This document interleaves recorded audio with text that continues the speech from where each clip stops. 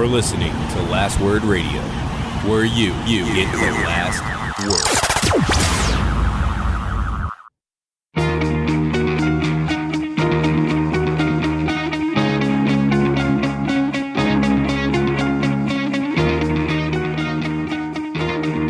Welcome to the Fourth Line Podcast, part of the Alberta Podcast Network, powered by ATB. This is January the 27th, 2020. With you today is myself, Carl, and Stevie Nick.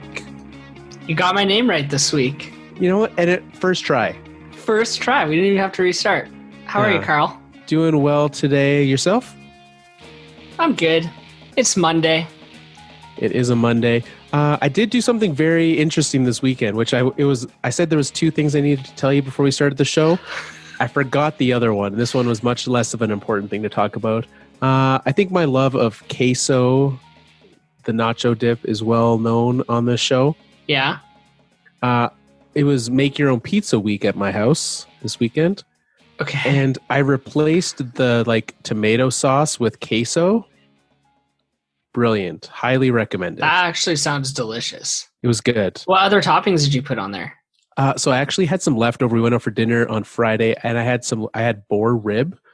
Oh. And so I put some of that on there, which tasted amazing. And then whole tomato that I cut up, mushrooms, and some yellow pepper, and then just some additional cheese on top.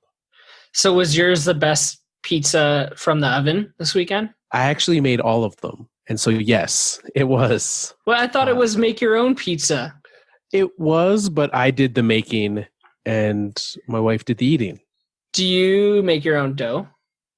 I did not. I do not know how. My wife does a very good job, but I did not want to bother her, so I went to the store and bought it. And I think it was good because my concern with the queso, and actually one of the full credit where it's due, the always wonderful Joel was a significant contributor to this happening. The concern was that with a regular dough, the queso might not allow it to really harden. It might be too runny, and the crust might get too soft. Good point. But using the store-bought ones, they were pre-cooked, and so it was quick to cook, and it was a thick, hearty crust, so it didn't really have time to soak in and really ruin the integrity of it. So it was good.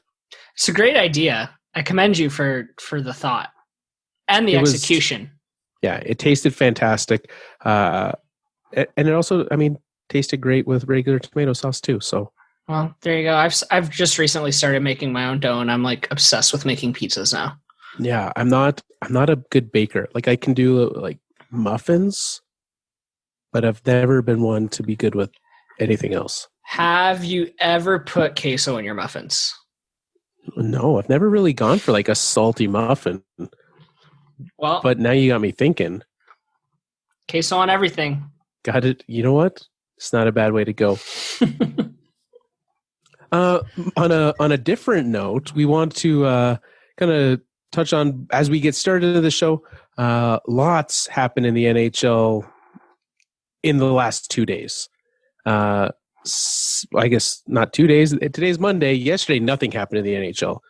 No one did anything. Felt it. And nobody talked about the 2 days prior to that either. It was very strange. No. Mm-hmm. There were some very significant reasons for a lot of that yesterday. However, All Star Weekend, we will get into all of that. We will dive into what happened on the ice, off the ice. We'll put a team in the Elimination Station. Before we get to that, very important day coming up Wednesday, Nick. It is Bell Let's Talk Day. And I know here we've mentioned, throughout the year, a lot of, mental health and awareness around that and kind of promoting a healthy mental atmosphere, but a very big emphasis coming Wednesday. Yeah, I think it's a pretty good day all around. Everybody gets involved, including Bell's competitors. So I think that's how you're onto something in terms of making a difference. But yeah, we're big supporters of that here. Every tweet sent out, at least from my account, will have that hashtag on it. Let's get them to donate as much money as possible on Wednesday. Absolutely. And I think aside from the donations, I think what's happened in the last few years, it started with donations, but it's really become a thing where people are feeling free to talk more openly about mental health and their own struggles about it, whether it be athletes, media, average Joes and Janes.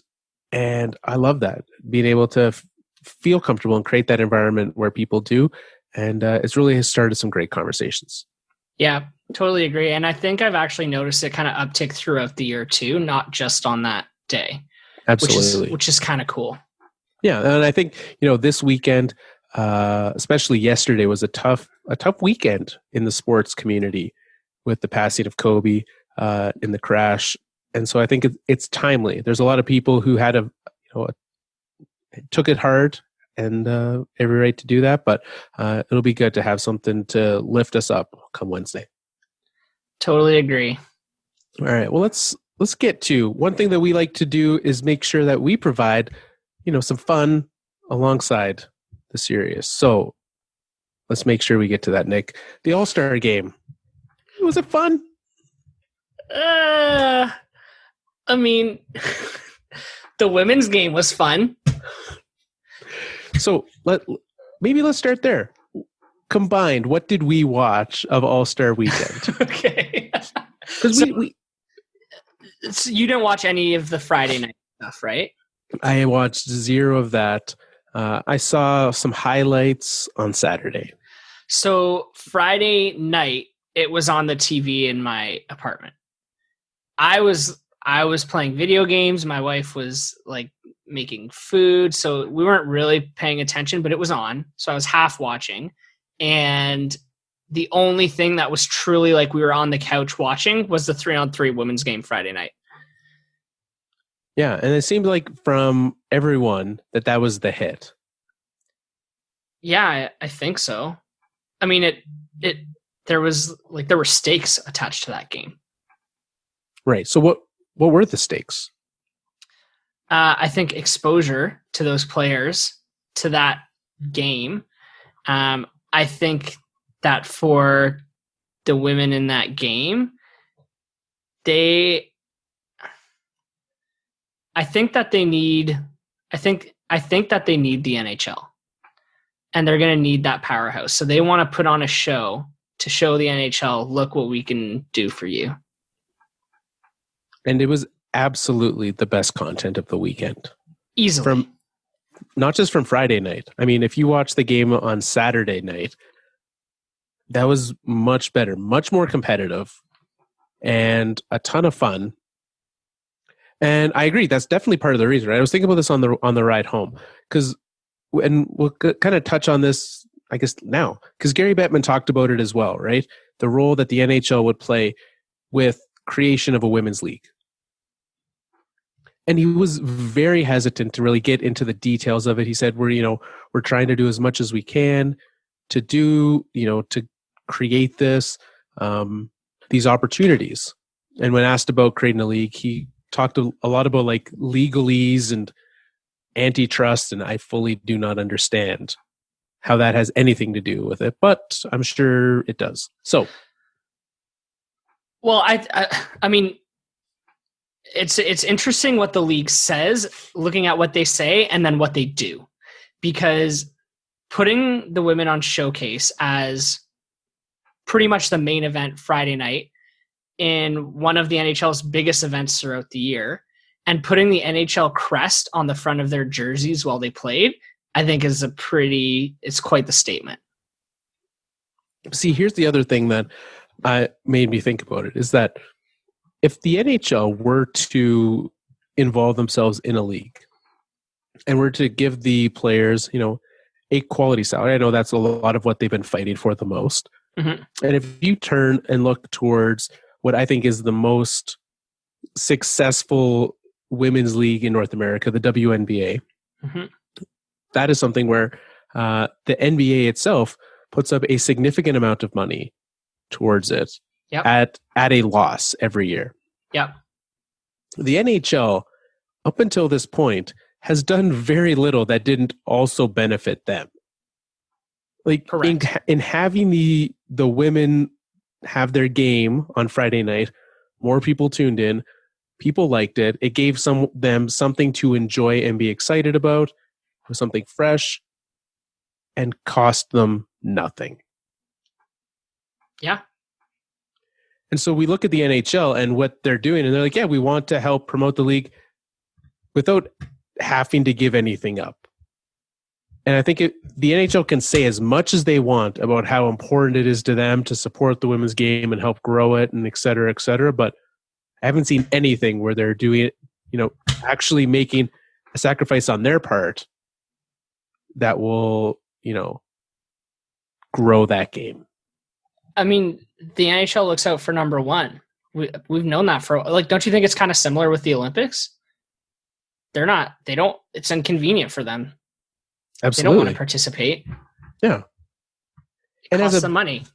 And as a business, I don't blame them for it, right? Like if they have to turn around and say, as any business would or could, to turn around to shareholders, I know that it's like just the owners that they have to be accountable to, but to turn around and say, this is where we've spent your money. It didn't make us any money. Sorry. As a whole, they need to become okay with that. The NHL has shown that they're not in any way. And you're right? Like Olympics and all that other ways, they look out for themselves. Yeah, absolutely. So I'm kind of just done with this whole concept of the NHL being this, because they haven't shown it. I don't see them showing it. And I think if there's anything that they're going to do, they're only going to do it if they think that it will benefit them in the long run. But that's the big question, is the long run. Could this league be profitable in the long run? And I'm not talking about 3 years. I'm talking about in 10 years. Is there a chance that this thing can turn a profit? Well, and not even you hear this with, Gary talking about these non-traditional hockey markets, right? Mm-hmm. Like he's very proud of the fact that he's managed to bring, Arizona in. People like to use the Austin Matthews example. Mm-hmm. A kid from Arizona is now one of the top players in the NHL. Fantastic. That is great. However, Gary Bettman's okay taking a loss and being like, this might not be successful. We might have to float this franchise for a little bit. It's going to lose us money, but we're growing fans in that area. Yeah. And I think if the NHL looks outside themselves and says, if we're bringing in new fans in new areas, they will absolutely see, maybe not a direct, tangible line on a spreadsheet or an account statement, but it'll be there. Yeah, 100%. And it's not even getting fans from new areas. It's getting your current fans. There is a world where you buy a ticket to whatever, a Leafs game, and it gets you access to the women's game earlier in the afternoon. Absolutely. And you're in there and spending money on concession. And you lean into your current fan base to drive that growth. Yeah. Or, a fan base that cannot afford to attend a Leafs game, right? There's not very many people in Toronto who are able to get season tickets to a Leafs game. 100%. Who would love to even, have it in, is it Scotiabank? I don't even... It's called Scotiabank now, but we still call it the ACC. Okay, that's good. We only have one bank here at the Alberta Podcast Network. That's right. And so it's not Scotiabank. So ACC, you're down there, still hold it there, whatever. Sure, that's great. I don't know where, could hold it at the Marlies Arena. Either way, yeah, you've got fans who aren't able to afford that at a cheaper price point can get in, have some fun, make it, that family-friendly thing, because there's a market there. Yeah, there's an opportunity for it. I agree. And I do wonder what's going to happen. I know that on the Sportsnet broadcast on Friday, Cassie Campbell-Pascal said that she would be really disappointed if nothing was kind of started by the start of next season, which kind of, if she said that on the air, I kind of wonder if something's already in the works for them. Yeah, because it is interesting. I mean, obviously the CWHL shut down, and a lot of those players are still doing that tour throughout the country. Yep. Which is really giving them a different perspective, and a different, opportunity to meet with fans and create that kind of grassrootsiness of it. And so, hopefully that'd be great to see that. It does sound from Gary Bettman's perspective that if it does happen as soon as next year, the NHL will not be an NHL league. Yeah, it does sound like that. Well, So, and I hope that something good does come of it. What about the rest of the skills competition? Was there any event that stood out good or bad to you? Yes. I don't even know where to start. Like, I have so many. Like, okay, first of all, we'll start with the end. The trick shot competition was bad. That was the thing from the stands? Yeah. So they got all the players up in the stands and they're shooting pucks to try and hit the different targets on the ice, and each target had a different amount of points assigned to it. But everyone just went for the highest amount of points target. So the poor people who had to set this game up set up like, I don't know, 8 targets, and everyone only aimed for one of them. So I don't know. It was cool, I guess, to see them hit it, but meh. Okay. I saw they tried the digital scoring for the accuracy competition. Yeah. I actually thought that was pretty cool. It didn't work that well. Well, I think that's what's interesting, right? Like, you would have thought maybe run it like a couple times beforehand to see if it works, and just like have the styrofoam pads there just in case. Yeah. No, there's no time for that. No, computers always work. Yeah, there's no way that any of that'll fail. But it is interesting because we tie that with the fact that the NHL also brought out, they had it on Friday with the women's game. They had it in the All Star game on Saturday. This digital tracking that they've been working on for the last while, which Gary says is going to be ready by playoffs. That's pretty cool.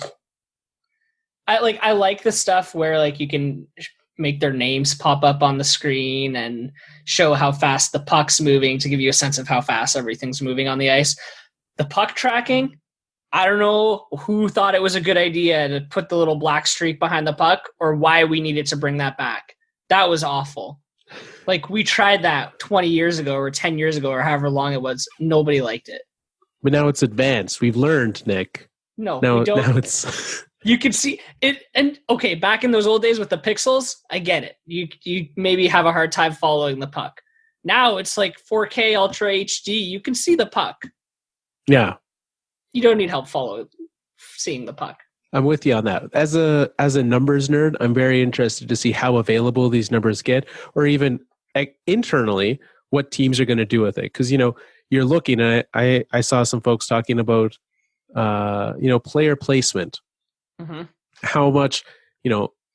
How much space do certain players get on the ice, right? Yeah. Like, what is the best way to shut down Connor McDavid?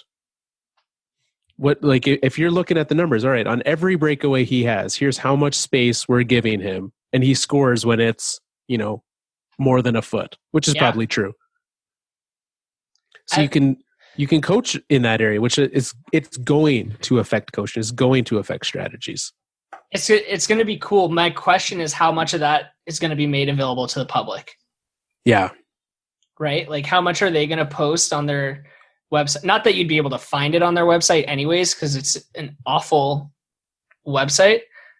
Like, I can't imagine their current stats page layered on with player tracking. The good news is that even if they did put it there, no one would be able to know what the name of it is.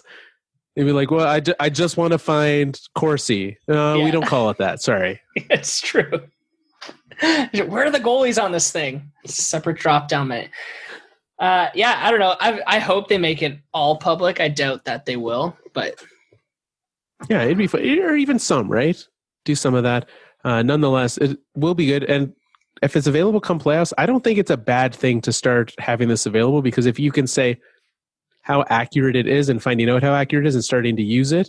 Because I know, start of the year, there was some issues with some player tracking, and it really was skewing some numbers for some of these analytics teams. So it'll be interesting to see how good it is, how accurate and effective it is. Looking forward to that coming out come playoff time. You know what was awful though, Carl?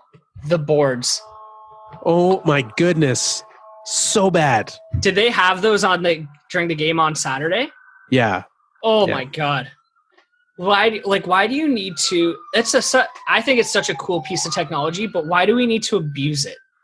Like, being able to target ads to specific kind of locations is such a great idea. But they don't need to be animated and moving all the time. Just make them look like normal ads. They don't even have to be. I'm more okay with that. Like the ad that they have on the board, on like the glass behind the nets. Yeah. I'm more okay with that. That is a better idea than having these like too bright. The issue with me was the brightness. Like it was so bright and so moving. It felt like, especially at least in the All-Star game, it felt like I was playing some threes on NHL. Like it felt like a video game when it like pops up and says goal. Yeah. I don't need that. That is entirely unnecessary. No, some subtlety would have been really nice in that regard. And again, I found the motion very distracting. Yeah, it was a lot. I know we didn't, they brought a lot of former players out for the event, right? We had, Brett Hull, Wayne Gretzky as, celebrity coaches on Saturday. Al McInnes made an appearance in the hardest shot contest. Mm-hmm. But the news of the week in the hardest shot, Nick, came from Detroit Red Wings legend Martin Fork. What? He broke the record in the AHL All Star Skills Competition for the hardest shot ever recorded. Martin, I don't know. He has no vowels in his name. How do you say it? Martin Ferk. I don't know how to say a name without vowels. I was like, what? Okay, wait, what did he do? I didn't see this. He set the record. He broke Char's record for hardest shot. He hit over 109. Man, that guy's got a rocket. He just can't hit the net. Well, he was able to enough to record a measurement on the old hardest shot-o-meter in the All-Star Skills Comp. So good for him. I mean, if he had been on an NHL roster, and that's what I mean. Like, we should be able to have the best available. I think that's the thing we need to be doing in the future for the skills competition. If he's on an NHL roster, invite him. 100%. It shouldn't just be those guys, because we want the best of the best. Also, why did we have to fake Al McInnes' shot? I would have liked to see what he can actually shoot with that wooden stick right now. Yeah, that would have been nice instead of this clearly not accurate time. Yeah. And if that is accurate, lace him up, Al. Yeah, right? There's no way. Okay. No. Okay, let's run through this quickly. Fastest skater, Matthew Barzal. Surprise? I think we all expected it to be Nathan McKinnon, but it wasn't, so... I expected it to be Connor McDavid. I mean, yes, Nick, we all did, but I wished for McKinnon. Did he even participate in fastest skater? He did, yeah. Okay, well, he finished like a distant not top two, so he's fast. I'm not super surprised, but I was surprised he beat McDavid. Good for him. The goalie save streak is stupid. We're not going to talk about that. What a dumb event. Oh, yeah. Anyways, what is this? Accuracy shooting. Jakub Slavin, Carolina Hurricanes. That's surprising to me. Right? 9.5 seconds. He hits 5 targets. Yeah. From the slot. I'm impressed. That's a good time. I figured it would have been like Pasternak or someone like that. Yeah, I thought so, or like Draisaitl or Huberdeau. The best was Tomas Hertl, hit 4 targets right off the gun, boom, boom, boom, boom, and then missed the rest of his shots. Ooh, they had 6 targets up? 5, I think. Okay. Hardest shot, Shea Weber. Yep. Not even really close. Like nobody. John Carlson got hit 104.5. And Shea Weber's was 106.5. And then Patrick Kane won the trick shot. Not overly surprising there. No, but they had some of the girls participate in the trick shot, which was fun too. Nice. That's good. All right. What brings us to the game on Saturday. I did watch that. Sort of. It was on. Okay. And then I repeatedly forgot that it was on. Like I would just start doing something else and stop noticing that it was on. So that speaks to my engagement with that event. Sounds about right for the All-Star game and for what these scores were. Well, and what was weird is like So we had these scores, but they went on just the biggest of runs. And so like, I think in the first game, not the first game, the second game, the Pacific versus Central, it was like, I think it was tied at 5. Pacific went up 4-0. The Central scored 4. It's tied at 5, and then just the Pacific scored 5 in a row. And once Thomas Hertl gets started, you can't stop him. He's going to go score a hat trick. Good for him. He was so excited about being at the All-Star game. I mean, he should be. I love that that's a thing, right? I know, it was kind of wholesome. Yeah.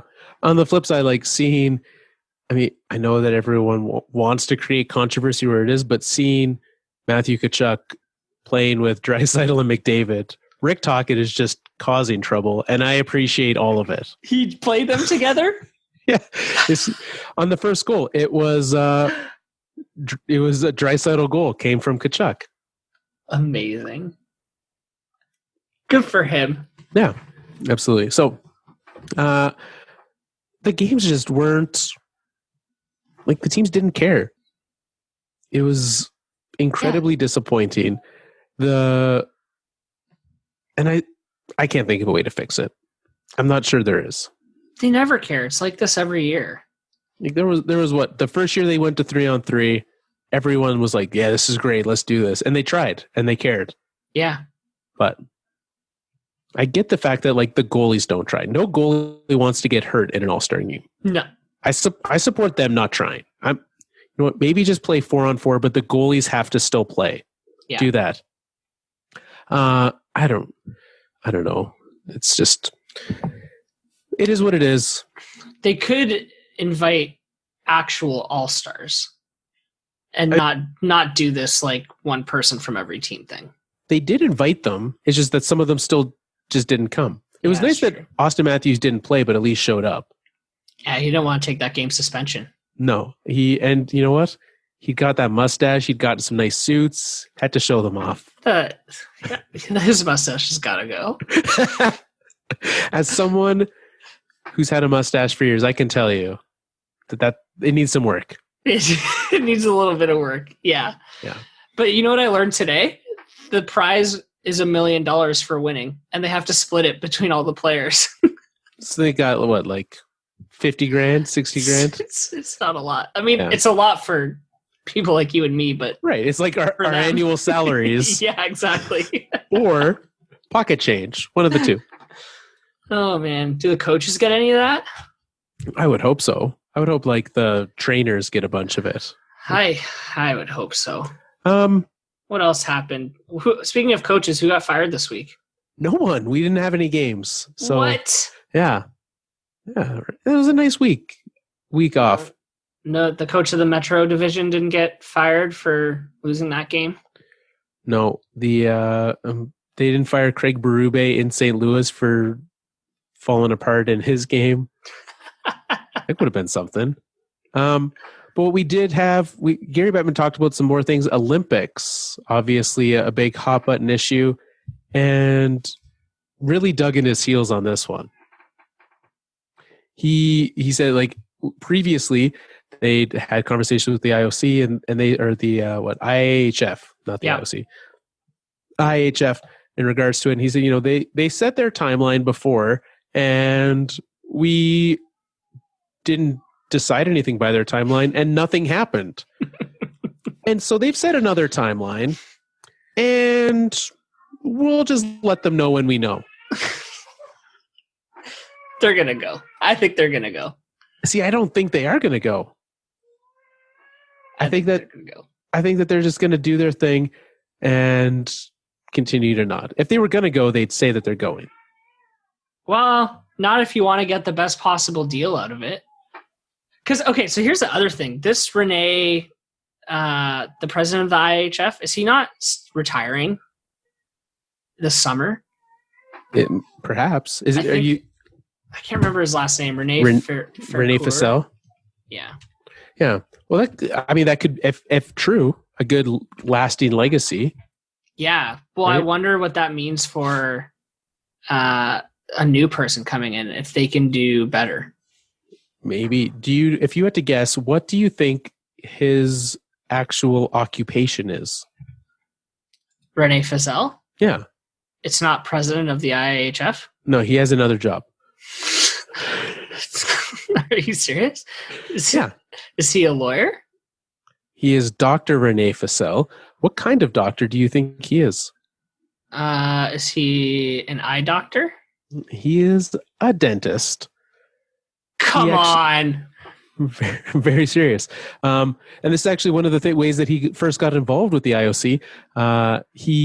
In 1997, the IOC commissioned him to conduct a study of dental treatment of Olympic athletes, and he published a report in 2005, and it's called Sports Dentistry and the Olympic Games. So if you're having a hard time falling asleep at night, on his Wikipedia page is a link to the PDF of it, and you can pull that up. It's only 13 pages, and I will probably legitimately read this. This is very weird. By Rene Fazel and some other guy. So, well, there you go. Interesting fact of the day.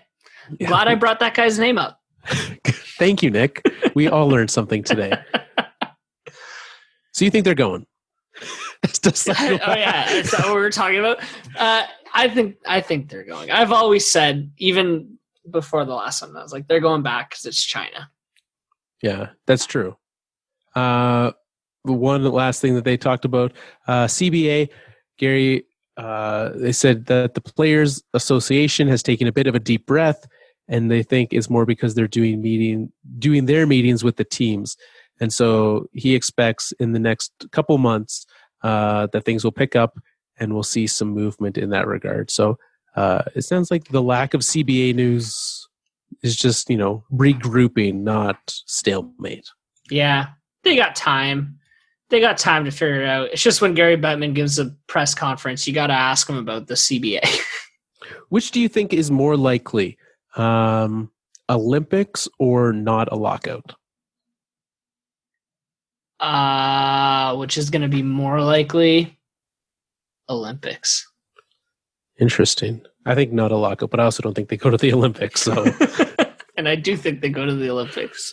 Well, there you go. So we'll probably have the same feeling on the lockout.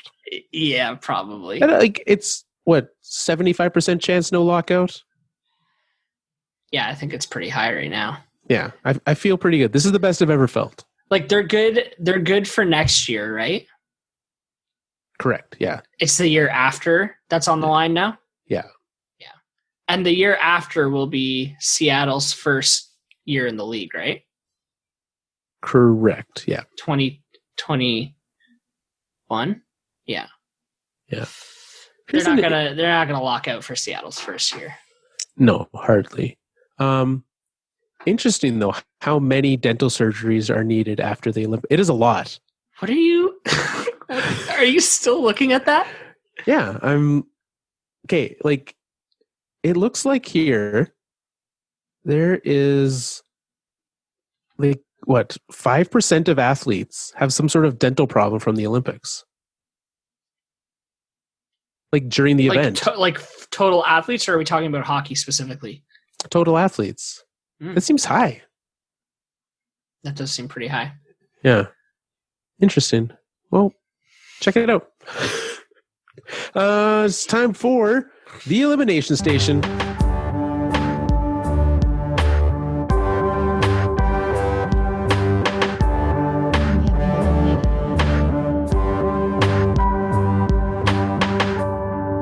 Elimination Station.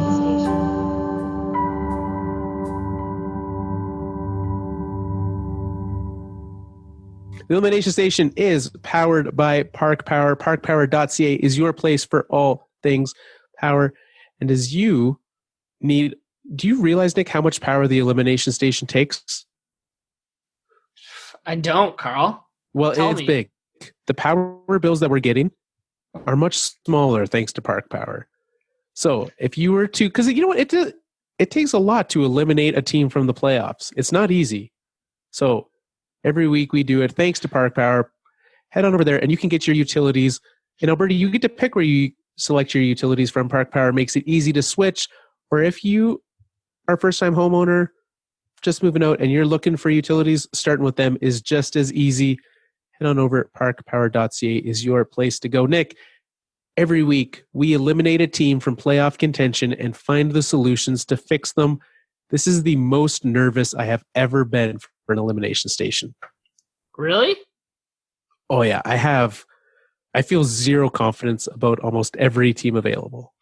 I feel like there's one team on here that I decided last week I was going to put in. Ooh, okay. So you are the keeper of the list. Yes. Are you ready for it? Yes. We started with the Detroit Red Wings. We moved on to the Ottawa Senators, and then the Los Angeles Kings, the Anaheim Ducks, the Minnesota Wild, and finally, after much resistance, we brought the New Jersey Devils into the station. So that is what? 1, 2, 3, 6. 6 of the 15 teams. There are 9 teams left to be eliminated.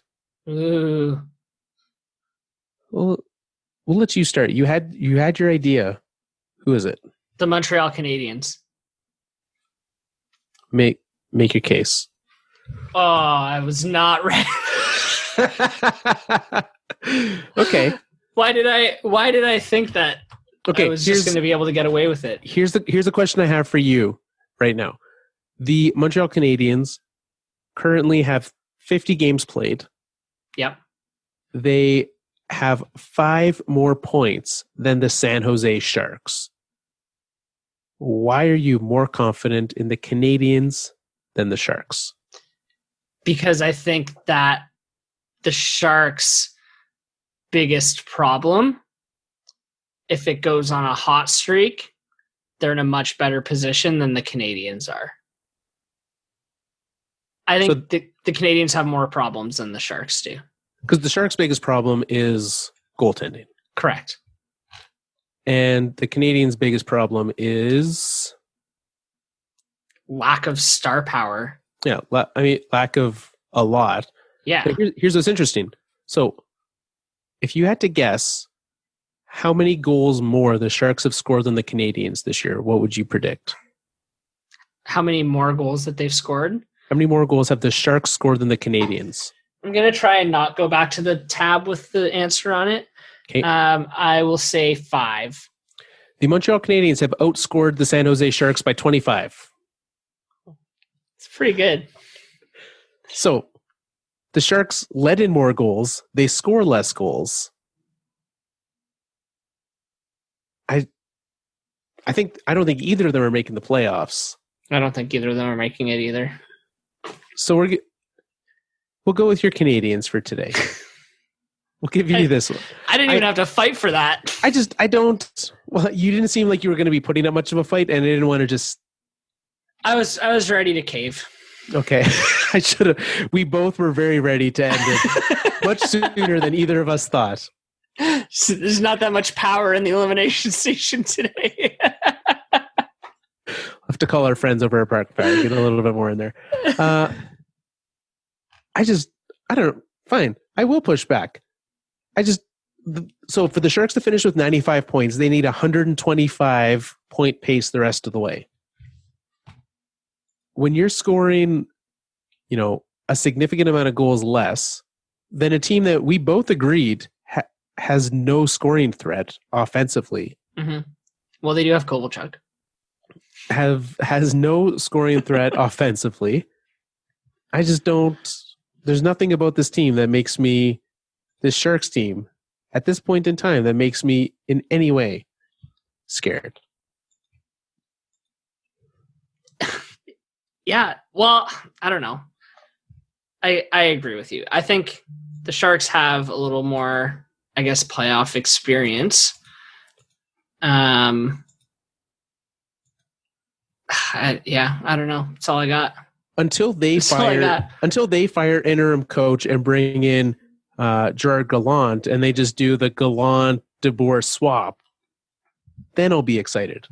But Bob Bugner being the coach of this team does not make me think. And they really haven't gotten better. I haven't actually seen the record of what they were since then. I know what I should be doing right now is going to the fourthlinepodcast.com because our old friend Mike Claiborne made a little tool that shows us the record of every coach. So many coaches got fired. He made a page on the site for it where you could go and check the record of the team when they got fired. So we could go there and check how they've been doing. So they fired him on, where is it now? I think, there we go. Record when fired, 15, 16, and 2. They're currently 21, 25, and 4. They are worse since they fired him. Okay, throw them in. There it is. Welcome to the Elimination Station, San Jose. I'm okay with it. Although I really didn't think that we'd be here at the start of the season. No, not even close. What, aside from lack of goaltending,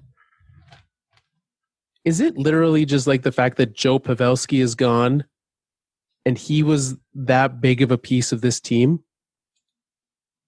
I don't think so, because it's not like Joe Pavelski's lit Dallas on fire. Well, that would probably get him kicked out of Dallas if you lit it on fire. Is that the right term? I said it and I was like, I don't think that's a thing people say. I think so, yeah. Anyways, he hasn't done much over in Dallas. Yeah, so, I mean, he started slow and he has been better of late. But certainly with what he did last year with San Jose, that was a huge drop off to this year. Yeah, I mean, drop him on this team this year. Does it make them a playoff team? So Joe Pavelski, 8 goals, which would still put them woefully behind the Montreal Canadiens. Which is Joe ridiculous. Pavelski is not what this team needs. What does this team need? A goalie. So Same thing every team needs, Carl. Every team in this elimination station needs a goalie, which I guess that is why we shouldn't have put Montreal in, because they have a goalie. They have a goalie. Yeah. Who does okay. That should have been my only reason. Goalies. Done. No, but like San Jose has one of the on paper they have one of the better decors in the league, with Carlson, Burns, Vlasic leading it, and then Brendan Dillon, who I guess is okay, who I think is on the trading block right now. That's a whole set of questions I'll ask you once you finish this point. But like, you would think you don't need an all-star goalie behind this decor, but you do, because they were good last year. Yeah, like essentially this exact same team without Joe Pavelski was very good last year. And even still, right? Like Erik Karlsson still tied for the team lead in points. Brent Burns 4 behind him. Like offensively, their defense is producing. But there's really no depth behind that top of this team. Yeah. And maybe that's what part of the problem is. I mean, they lost a lot of the depth that they've had the last few years that have taken them on deep playoff runs. Yeah, because if we've got Logan Couture still doing his thing, Evander Kane's doing his thing, Thomas Hertl's doing his thing, Timo Meier's doing well, and then like the Kevin LeBlanc steal of a deal that he gave them. Yeah. But behind that, it falls off very quickly. Yeah, I think it's almost time for this team to start tearing it down. Well, no, I say that, and then I look at these ages on these players, and I'm like, why are we tearing down a team that's full of people in their mid to late 20s? Here's something they should do. In their primes. This team should not have Patrick Marleau or Joe Thornton on it. Agreed. Right? Like, they're fine enough. They're not paying them a significant amount this year. But having 2 40-year-olds playing every game for your team is not usually a recipe for success, especially in the current state of the NHL. And then backfill them with what? I mean, I guess they're not like they're pretty good destination for free agents, I would think. They can't be that hard of a sell. No. So you dip into free agency? Sure, you could easily fill this with, sign 40 PTOs next year and keep a couple of them. And you think they'd then be in a better position than they are with Joe Thornton and Patrick Marleau? Absolutely. Especially for, again, Joe's making $2 million, Patrick Marleau's making league minimum, so that's fine. But you could fill that for $2.7 million. You could get two players that are going to produce more than they are. We got to check on this cap space situation right now, because can they? Where's projected cap space? $18 million next year. Can they make a run at Taylor Hall? Well, I do not think so. Because Joe's not with the team next year. Patrick Marleau's not with the team next year. If Kevin LeBanc still wants to play for $1 million as a restricted free agent, great. I don't expect him to want to take that kind of a deal with this team again.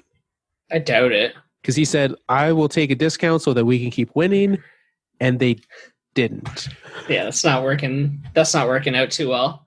So either he's getting paid by them or someone else. The aforementioned Brendan Dillon, also a restricted free agent. Mm-hmm. So they're going to have, at least 4 or 5 defensemen locked up. They have to fill some of those in up front. A lot of pieces around, Patrick, Stefan Nosen. Luckily, Martin Jones, he's locked up. Don't need to replace him. Just terrible. What are they going to do about that? Let's go to the old cap-friendly bio page for Martin Jones, Nick. There you go. Bio, current contract. If they buy out Martin Jones, they will save $2.875 million next year, $3.875 after that. So they'll be saving $3 million. Would you rather have Martin Jones or... Oh, these are a dirty list. The first one that came into my head, Martin Jones or James Reimer? Oh, man. This is going to be a tough game. I mean, my head says Martin Jones, but my heart says James Reimer. I feel like my head says James Reimer. Bell. No? No. Because one of them is having a much better year than the other. Where are you finding these goalie names from? That one was strictly from my head. Okay.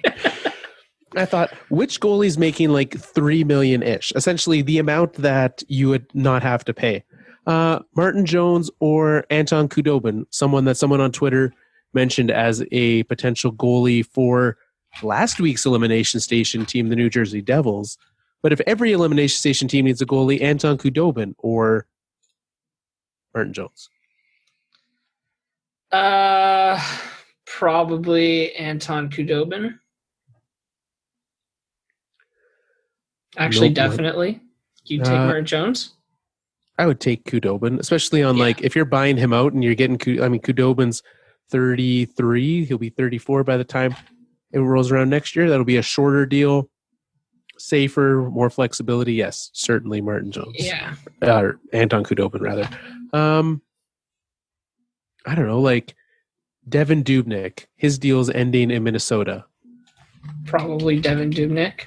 I can't think of how much he would be in market for. He's got one more year after this. Minnesota's certainly not going anywhere. He's a guy who could even be on the market this trade deadline. Yeah. He's not having a great year. And here's the one problem. Minnesota. No. Here's the one problem with San Jose.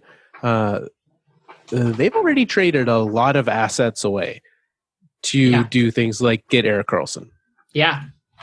So this year alone, they are missing a first, a third. They did pick up a third back from Philly. They're missing a fourth and a sixth. So really they've got, 2 picks in the first 4 rounds. And that first round pick which I guess we haven't run our tankathon. Oh, yet. Tankathon. Should we do it?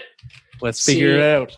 See where San Jose lands. Because here's the thing. If San Jose does finish in the lottery, Ottawa's gotten reversed Matt Duchene. They've traded away a player, and the pick they got ended up being a high pick.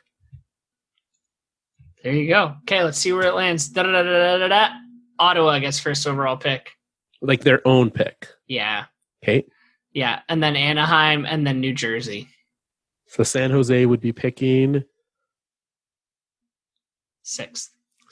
So Ottawa would be picking sixth. Yeah. Which, I mean, still great for Ottawa. It reminds me, I mean, there's not a set of them, but like it almost makes me wish that they could get a set of twins like the Canucks did with the Sedins. Yeah, that'd be pretty cool. I like when that stuff happens. Can we get a brother to show up? It'd be really good. Does Alexis Lafreniere have a brother that we don't know is really great? Is that a thing that's happened? Or just like mildly good. Like, yeah. Does that be really good? Yeah. Like Jack Hughes to Quinn. Just someone a little bit worse than his brother. Hey, one of them's an all-star, Nick. That's true. It's not Jack. That's true. All right. Well, San Jose. Did we fix that team? I'm not sure we did. I'm not sure. So. I guess because your question was, is this window closed? Is it time to tear it down? I don't think that they can. I think they've invested so much into this team, so much long term, that they have to find a way to make this roster work. And they should be able to. On paper, it's a good team.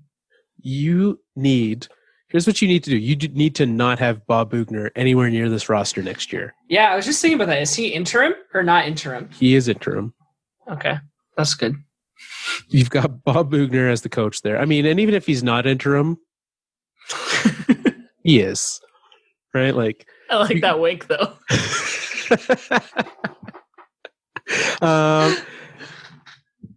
Bring in someone better. Yeah. Right? Go get Pete DeBoer.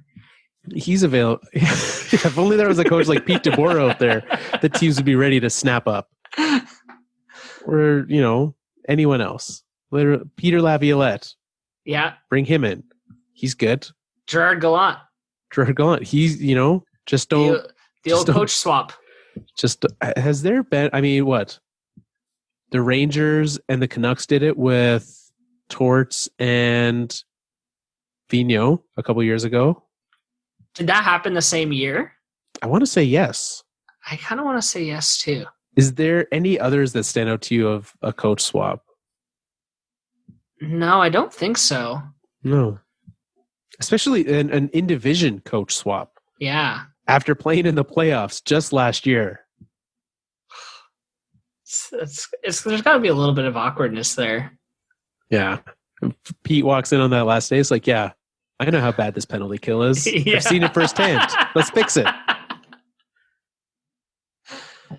And you know what? Done. Vegas isn't in the elimination station because they're in a playoff spot.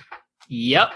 So we don't put teams currently in playoff spots in the elimination station unless we're really gutsy. Well, there we go, Nick. San Jose's there. We have, what now? 8 teams left to eliminate. Yep. We're halfway there. Next week, we cross over. More than half of the teams necessary have been eliminated. And I know who you're going with because this will be 2 weeks in the waiting. Are the Canadians going to be your New Jersey Devils? It'll be fun to see how you talk me out of it next week. Yeah, because, I mean, there's another team below them in the standings. But we'll see. With games in hand, we will see what happens. And speaking of which, with games happening, games are on right now. If you're curious, your Montreal Canadiens are currently losing 3-1 to the Alexander Ovechkin-less Washington Capitals. Shocking. Yeah. It's because they're going to go into the elimination station. Well, we will see. The Sharks are also playing tonight. And Martin Jones is not in net. So let's take a peek, shall we, at the games of the week? Yes. Let's look at the schedule. So our Pavel Bure. Pavel Bure was, must-watch television back then. We pick our must-watch games of the week for you. And by the end of this week, buys are done. All the teams are done. They're vacationing. And it's about time. I am sick of seeing them all vacationing on Instagram. Yeah. The beach looks nice. Yeah. I wish I was there. Me too. But instead, so I never actually found out. They went very quickly. I got a text message today. Hey, do you want $50 lower bowl seats to the Flames tomorrow? Whoa. I said yes, and then they disappeared immediately. So they're playing the Blues. Yeah. Apparently the Blues, not a hot ticket in town. However, the other game on the schedule is Senators Sabres. Nick, which one would you be watching? St. Louis, Calgary. Yeah. Come on. Yeah. And I would pay $50 to go sit lower, or $25 for second level. Yeah. Which is like a third of the price, if not less. So that's great. Turns out no one in Calgary wants to go see Stanley Cup champions. Who knew? What are you looking at on Wednesday? Are we allowed to pick the Flames twice in a row? Because that Battle of Alberta game is going to be an interesting one. You are absolutely allowed to, Nick. Yep. It's your show too. I think that's going to be an interesting game, Carl. Okay, that's good. Outside of that, I mean, the Sharks are playing on a back-to-back. Not a back-to-back. That would be 3 in a row, and the NHL doesn't do that. They're playing Vancouver. So we'll see how that goes. If you want to see how true we are about the Sharks not scoring, tune in. Thursday might be the largest percentage of non-playoff teams I've ever seen on a schedule with 3 games. Goodness. So if we're picking it based off of a team in playoff spot, you're watching Arizona and Los Angeles. Ugh. But I would probably be watching... No, I don't even want to watch... I was going to say I would watch the Raptors, but they're playing the Cavs. I would probably... That's a video game night right there, Nick. Yeah, I'm not going to be watching sports that night. Nope. So take a Thursday off. Friday, though. Friday's got some good games. Yeah, Philadelphia, Pittsburgh's always a good one. Boston, Winnipeg will be a good game. St. Louis, Edmonton. St. Louis, Edmonton will be a good game. Vegas, Carolina. So, Vegas, yeah. More than half those games that night are good. So where are you going? What are you watching? If I had to pick one, it'd be Flyers, Penguins. Yeah, me too. Not just because I get to watch Carter Hart play, which is great because that means he's not playing the next night when the Avalanche return from their bye week. Hey, there you go. And play in Philadelphia. By Saturday, all of the teams are done their bye. We are back to full NHL schedules. And again, some good games. You've got your second Battle of Alberta of the week, Nick. Oh, twice in a week. Yeah, but all the bad blood may have cooled down by then. Really depends on what happens in that first game. It does. I mean, it depends how much Kachuk and Draisaitl really bonded during their All-Star game time. I mean, they won the game. I guess that's one thing we did. The All-Star game was so bad, we didn't even talk about the results of the game. Yeah, you're right. No point in starting now. Nope. I would say that's the late game, Saturday evening. A few early, afternoon games. Vancouver and the Islanders, 2 pretty good teams facing off there. And if you want to, this is Elvis Merzlikins' time to just really ratchet up more of his shutout performance as of late, facing the Sabres. There you go. Carry your team into the playoffs, Elvis. There you go. Sunday, also, it's a light schedule. Going up against the Super Bowl. NHL said, we're only playing early games. But we've got Penguins Caps. Yeah, that's the game, right? Yeah. It's fun. Yeah. There we go. Good. Well, Nick, that has been our All-Star Weekend review. I'm glad we don't have to talk about the All-Star break. I know, there's literally the only 5 straight weeks. I know, it's too much. And I'm glad we don't have to talk about it because it was exactly what we thought it was. Yeah. There's a lack of hockey in my life this weekend. And I'm glad to have it back. Me too. So, you can find us if you want to join in on Twitter at Fourth Line Podcast. You can find, great content like the aforementioned list of coach firings that Mike put out on the fourthlinepodcast.com, facebook.com/the Fourth Line Podcast. You can find us on all podcast platforms. And we've got one last message for you, Nick. One thing that, we've kind of talked about in the history of the show, but 3-4 years ago, I went back to school, right? Yeah. Did the old career change, the old switcheroo? Well, if you are one who is curious about things like that, Norquest College has a message for you. Your next career move is right around the corner, and Norquest College is here to help. Our new Career Moves professional development program will help you transition to new job opportunities. Funded by the Future Skills Center, we will provide one-on-one coaching, self-assessments, skill development and training, and up to $2,000 in available tuition credit. Our focus is your success. Make your next move.